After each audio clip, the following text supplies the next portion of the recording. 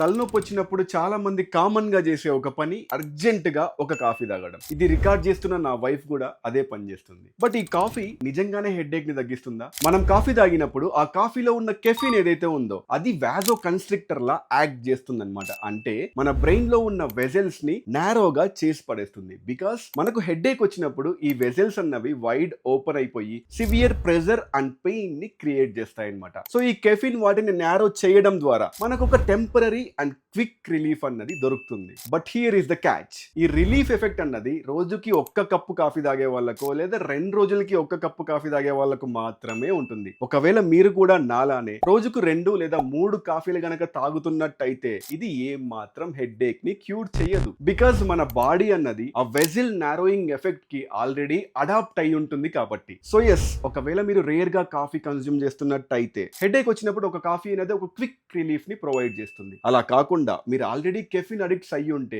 ఈ కాఫీ అన్నది ఏ మాత్రం హెల్ప్ చేయదు.